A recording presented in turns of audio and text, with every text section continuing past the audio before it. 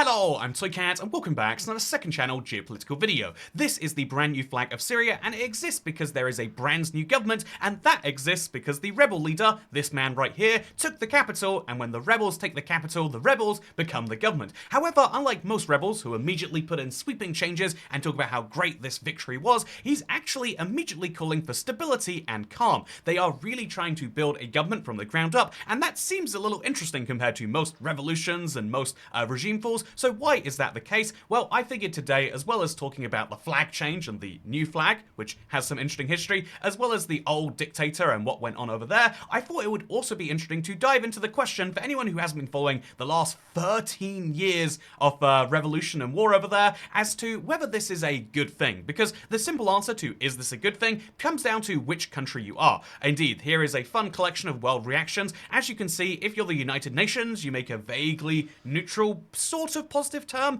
but if you're the EU, you say the end of the Assad's dictatorship is a positive and long-awaited development. Or indeed, France saying even further, the barbaric state has fallen at last. And Germany saying that, well, yeah, the last guy oppressed his people brutally, he has countless lives on his conscience, and so, you know, can the new people really be much worse? Meanwhile, the actual neighbors of the country, Israel and Turkey being the named ones, say they have much more reservations about this new government. Indeed, terrorist organizations must not be allowed to take advantage of this situation, and this is and the new Syria should not pose a threat to its neighbors, it should eliminate threats. This is a very big difference in tone, and it kind of comes down to the old government, because ultimately the old government were not the good guys. I mean, this is something we can start by saying. The last person, so the Arab Socialist Party have been in charge since 1971, and as soon as they took charge via their big revolution, they just decided to be lifelong dictators. So this guy is the person who took over the country, and this guy, Bashar al-Assad, who was president until earlier this month,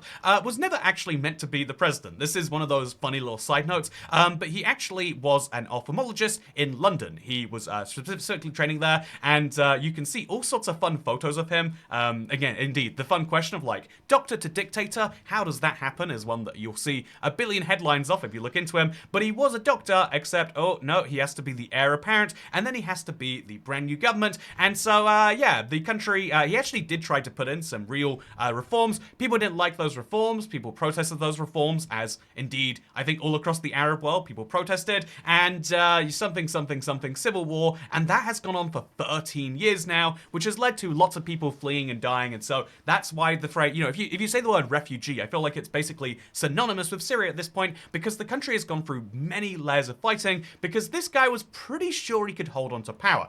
Some of that comes down to, I mean, like, you know, he did chemical attack his own citizens, but again, if you're willing to chemical attack your own citizens, you assume you're going to be winning that war, right? I mean, thousands killed of your own people. It's absolutely insane what he was doing and was willing to do to stay in charge, and that's why, even though many people might have said, like, well, this is bad, it was kind of accepted that it was bad, but he was going to stay in control, and it's better to have someone in control than a lawless state, something which was tested this week, because, wow, as it turns out, Syria has a new prime minister, and I think the easiest way to show this is with maps. I feel like it's always hard to picture, like, okay, so this whole country now, Syria, now it used to belong to that man, and now it belongs to this guy. Well, not really. The country has been divided for a very long time. There hasn't really been a Syria for a long time, and indeed, it's a whole tragedy over there, but the simplest way to look at it is that this is the layout. Again, this is the simplified version. I really, you know, you're missing out a lot of groups on this one, in my opinion, but the simplified version of what was happening in Syria looked like this, and then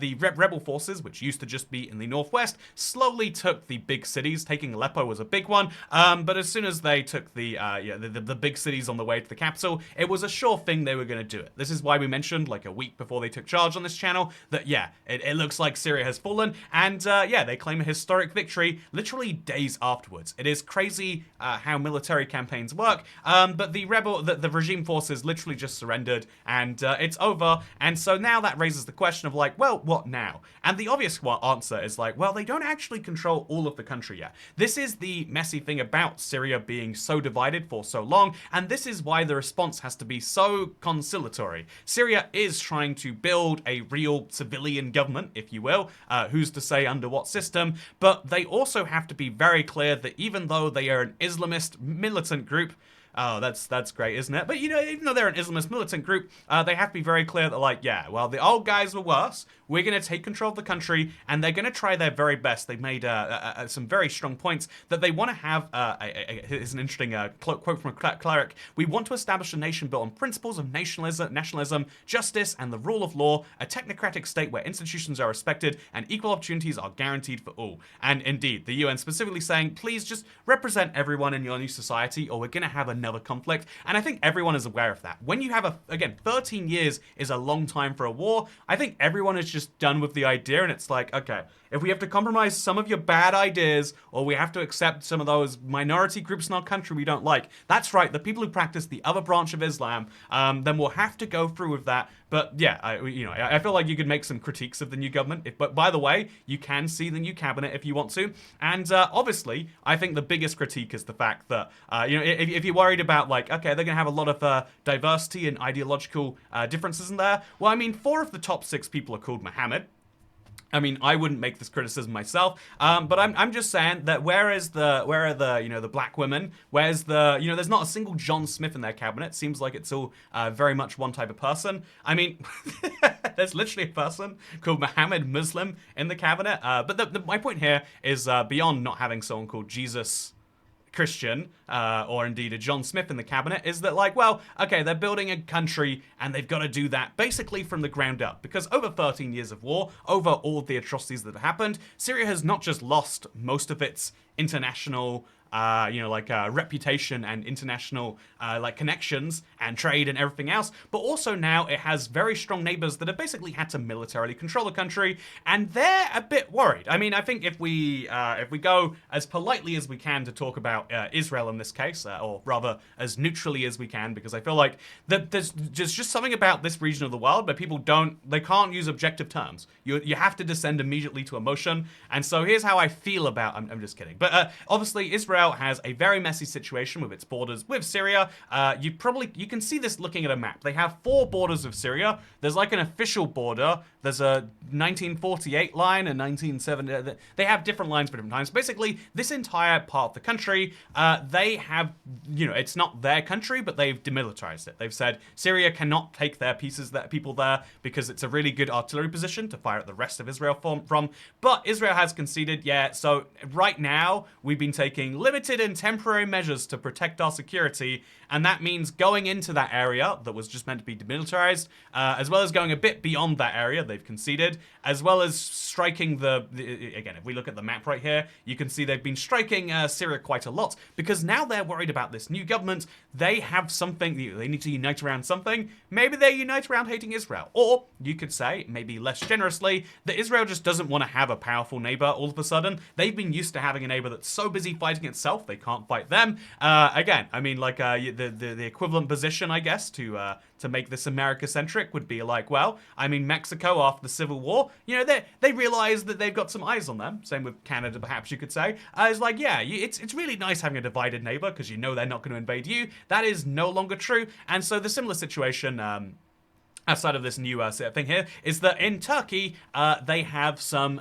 maybe issues with the Kurds. I think this is one of those cases where, like, if you hear that the largest people group, or one of the largest people groups in the world that don't have their own country is the Kurds, you say, well, that's unfair. When you hear that they're pretty evenly split between, so the Kurds, if you don't know, basically exist here on this like area between Iraq, Syria, and Turkey, and a little bit in Iran, I think, too. But they're really pretty integrated into Iran, so they rarely call themselves. Anyway, this area right here has the Kurdish people. In Syria, they've been pretty chill because they've just done their own thing. In Iraq, again, the most functioning city in Iraq, it is argued, the one that you can actually just go and visit if you want to. That is a city as part of Kurdistan. But in Turkey, a lot of terror activity comes, or acclaimed terror activity. It's one of those things where, why is Turkey calling them terrorists? Is it because they are terrorists or not? It's really, really hard to dive into, but Turkey has a big hardline stance against it, and so that's why they're worried about those, again, terrorists I assume, going into Syria. And so you can just see how, like, yeah, it's messy how, and the same with Lebanon. Lebanon has been defending Syria, but they've recently kind of had to back down from that, which is why if we look into their opinion too, I guess we should have dove into it a little bit. Lebanon is at least a little bit, oh, there we go. The Lebanese army says it's reinforcing its presence on the border because they've been pretty invested in this regime too, and now that that's fallen, they're going through some problems. Basically, everyone around Syria has, for a while now, kind of accepted that, yeah, this man right here, you know, the doctor, he might not be a good man. He might not be a good leader of the Syrian people, but if he wins, we know that it's going to be a stable country. Again, stable under repression is at least stable, right? Whereas if you have a bunch of people coming in who claim they're going to do the best, in the same way that, you know, like the reason that his father came to charge is as part of an Arab socialist movement. But did conditions massively improve in that country? Did they become a massive, you know, did this actually achieve its aims? Well, no. I mean, it made a very, very wealthy man who managed to have his son go and be a doctor in London. And so it's the problem with having a single leader. The problem with having a new government is that new government can basically decide on anything. They get to reform their policy from ground zero, and that's why, if they're smart, they will form good relations with their neighbors. But until they've done that, every single one of their neighbors has to worry, like, okay, what's going to be next to us now? And this is why I think it's easy to say that, you know, again, if I take the EU stance on this one, is the UK on this page? Do we get an opinion? We don't get an opinion, it's chill. But, you know, that's why I think it's easy to take the stance of the EU on this one. Of like, well, yeah, the dictatorship ending is good. And that is why I think this is broadly celebrated by Syrians. People from Syria are probably feeling pretty good about it. However, the bit of a trickier situation is like, well, are the new government gonna do good things? And the answer is they probably want to, but as you learn very quickly in government, doing good things sometimes means you got to do a little bit of bad here and a little bit of bad there. And all it takes is is someone who's ruled a small portion of the country as a rebel leader, fit to rule the whole country as prime minister. Well, I think for Syria, for their neighbors, and for the world, yeah, we better hope so, right? By the way, just as a fun little thing back to the flag. So this is the old flag of Syria. This is the new flag. I think it's always a good sign and a fun sign that the old flag has red for the blood of people who fought for the country. But also they've gone from 2 stars to 3 stars, which seems like it's related. But if we look back through their flag history, you can see like, oh, this is actually the old flag of the Syrian Arab Republic.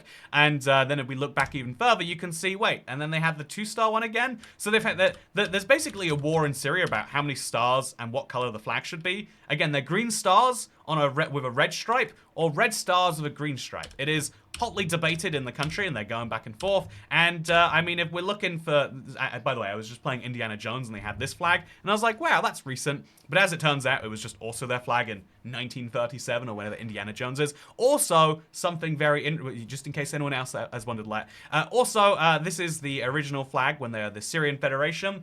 And I've got to say, the French tricolor just not work here. If there's one flag you shouldn't choose Syria, this is your one. Otherwise, I think, honestly, you can keep going back and forth, but I think it's pretty chill either way. Speaking of pretty chill either way, I hope that you have found this video to be useful. I think the broader question about is this going to go well is probably, yeah. I think, again, worst case, it just becomes a new dictatorship level country. But I think that even that, stability under someone is probably better than endless fighting. And that's why even if you're not pleased with the decisions that are going to happen, it's probably going to be for the best. But again, the old guy was also...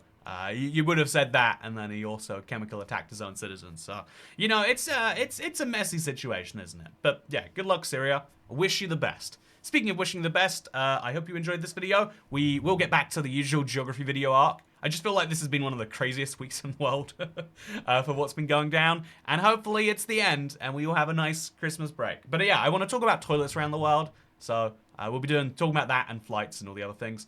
Because yeah, this video, a lot of people, one of the reasons you're probably excited it's back together is you can probably start traveling to Syria again soon. And indeed, the broader region. If you're looking to visit the Middle East, soon is the time. You know, peace is coming, probably. Anyway, second channel, don't care. Bye.